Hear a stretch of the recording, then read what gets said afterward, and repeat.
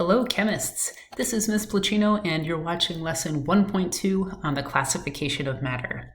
Today we're going to talk about how we can differentiate between types of matter. We've got a couple of goals for the lesson.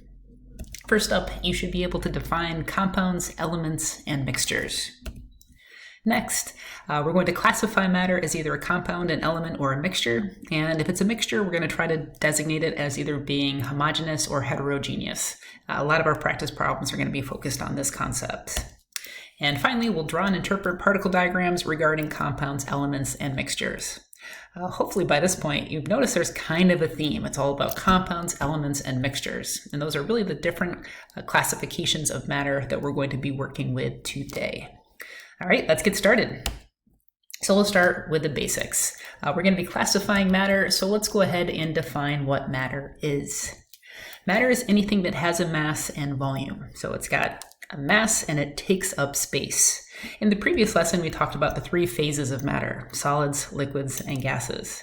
Yes, there are more exotic phases of matter out there, but we're going to stick to these basic three, as this is what we come in contact with most frequently. What is matter made up of? Well, hopefully you know that matter is made of atoms. And an atom is the simplest building block of matter that still retain the properties of the original substance. It is possible to take an atom and to break it down into smaller pieces. Maybe you already know about subatomic particles, and maybe you know you can take a subatomic particle and break it down even further into quarks. Once you do that, you've lost the properties of the original substance. So the atom is the smallest piece of matter that still retain the chemical and physical properties of the original substance. Right. We can take matter and break it up into two general categories, one of them being pure substances, the other is mixtures. We'll start with pure substances. A pure substance has a fixed composition and well-defined chemical and physical properties. So a pure substance is going to be the same no matter where you find it. The chemical formula will be the same. The chemical and physical properties will not change based on where it's located. It's the same again and again and again. We've got two examples of pure substances. The first, elements. Elements consist of only one type of atom. If you have a sample of zinc, let's say, if you were able to shrink yourself down and look to see what the atoms are, each and every one of those atoms would be zinc, and it would be classified as an element. We can't break elements down by chemical means. In other words, we can't run a chemical reaction and take an atom, take an element really, and break it into protons, neutrons, and electrons. They're our fundamental building block of matter. We cannot break them down with chemical changes. Our other pure substance are compounds. Compounds consist of at least two or more different elements. And the key is they've got to be different from one another. Compounds can't have just two of the same element. That would make it, and that would just make it an element. Compounds can be broken down by chemical means. We can decompose a compound, run a reaction, and break it back up into its elements. If you're working with a substance that doesn't get classified as a compound or as an element, you're probably looking at a mixture.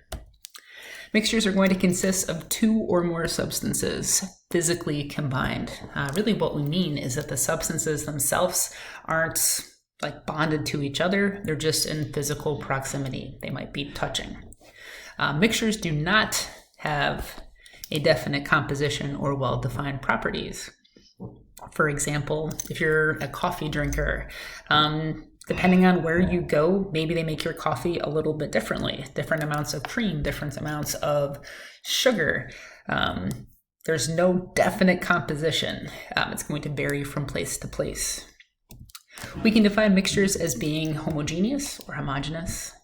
That just means that they're the same throughout, they're uniform. It doesn't matter where you take the sample within a homogeneous mixture, it should be basically the same.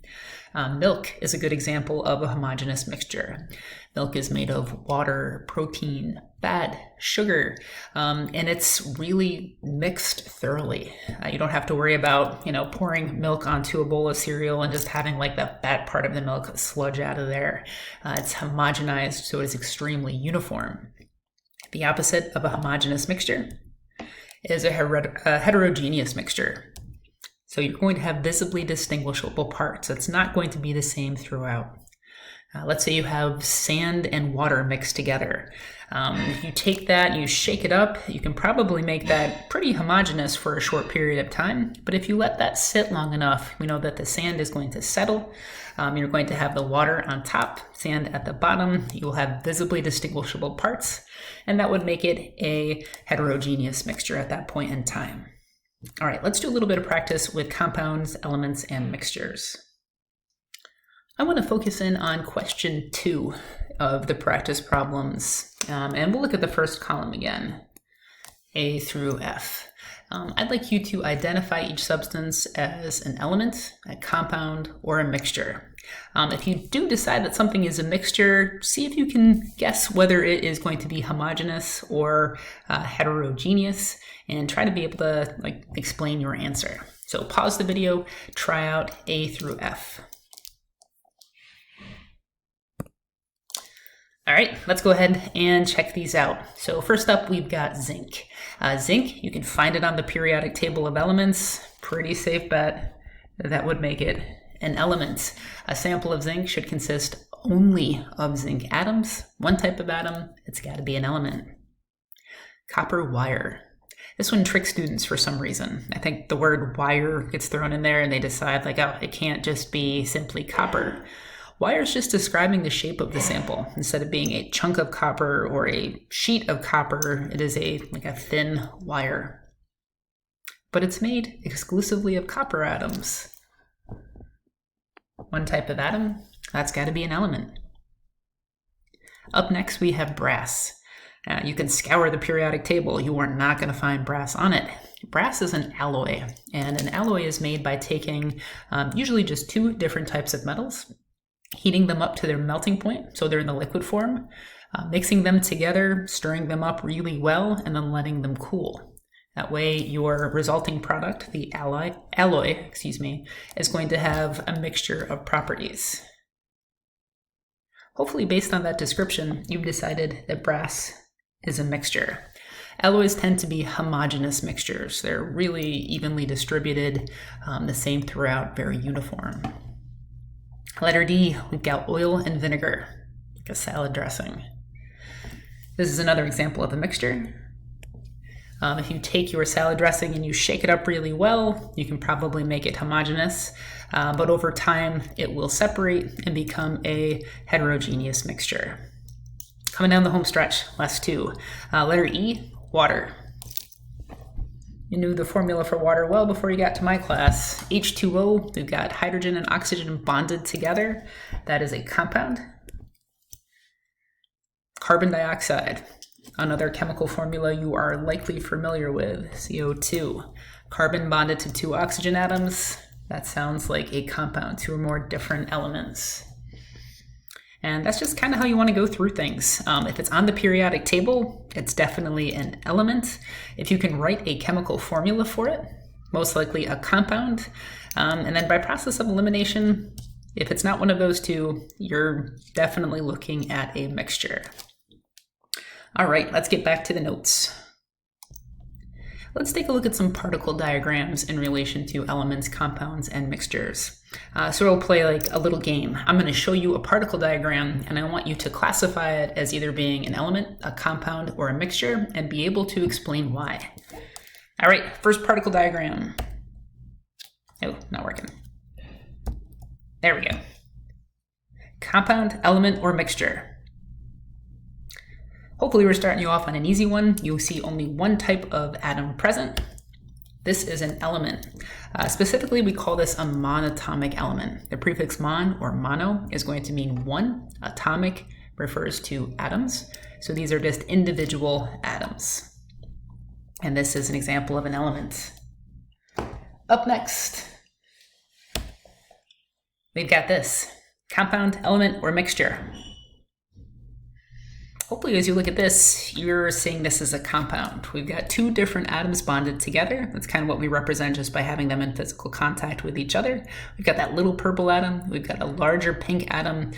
So this is a compound. A lot of times you'll hear the words compound and molecules used interchangeably. They are subtly different, but for our purposes, we will just use them as though they're essentially the same. So don't get tripped up by that. All right, hopefully you're 2 for 2. Let's take a look at this one. Is this a compound or an element? This is an element. This is usually the particle diagram where if you're going to get tripped up, this is where it happens. A lot of students will see this and see 2 atoms bonded together. Oh, that's got to be a compound. Careful, since they're the same color, this is representing the same atom. These are what we call diatomic elements. We know the prefix di means 2, so these are elements that have 2 atoms bonded together. And there are a handful of elements that are diatomic and will never, ever, ever, under normal circumstances, be found by themselves. Hydrogen, H2, is diatomic. So is nitrogen and oxygen. The next 4 are all in the same vertical column of the periodic table, which kind of makes it a little bit easier to remember them all. We've got fluorine, F2, chlorine, Cl2, bromine, Br2, and iodine, I2.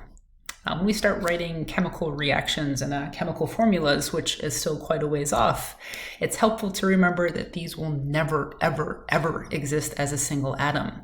You'll never be able to just produce a hydrogen. That's not going to happen. You will always have hydrogen. If it's got nothing else to bond to, it will bond with another atom of itself. There are diatomics out there. These are the 7 to know. You get some triatomics. Oxygen, for example, can form ozone, O3, but I would work on kind of committing these 7 to memory. All right.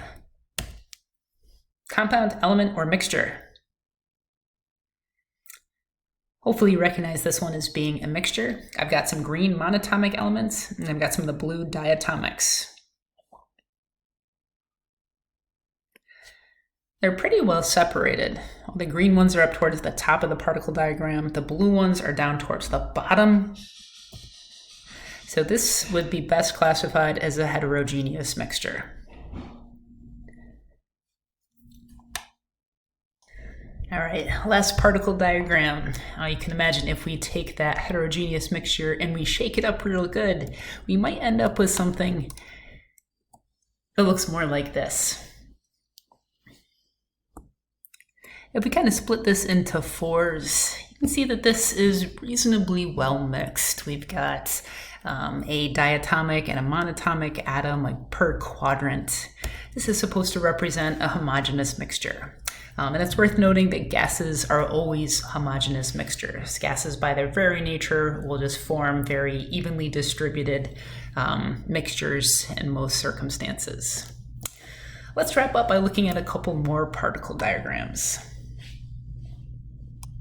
Okay, so I'm back in the practice problems, and you can see that we've got a dozen different particle diagrams to practice with. I want to go through and just look at, you know what, let's do A, B, C, and D. I'd like you to be specific. Don't just tell me it's a compound, an element, or a mixture. If it is a mixture, tell me a mixture of what? Are there compounds? Are there elements? What's present? So pause the video, take a moment, see if you can figure out or classify the particle diagrams for question 3, A, B, C, and D. All right, question 3A. If we look at the particle diagram, I see that's a compound, that's a compound. So it's definitely a mixture of 2 compounds. And I'm going to be, I'll go ahead and write it out, why not? Compounds. Letter B, hopefully an easy one. This is an element. Specifically a monatomic element. Letter C. Let's see. That's a compound. Looks like they're all the same. Just a compound. And in our last particle diagram that we're reviewing together, letter D. Let's see. That's one type. It's another type. Oh, careful, those two are different. Maybe I'll use a different color pen to circle that one because they look really similar. Same deal here. We've got 4 different compounds present, so it's definitely a mixture of, in this case, 4 compounds. There's a bunch of other practice problems for you to play around with to get more comfortable with identifying compounds, elements, and mixtures based on particle diagrams. Remember, you can always check the answer key in your workbook, and it also can be found online. All right, that wraps it up for today. Thanks for tuning in, and I hope you found this helpful.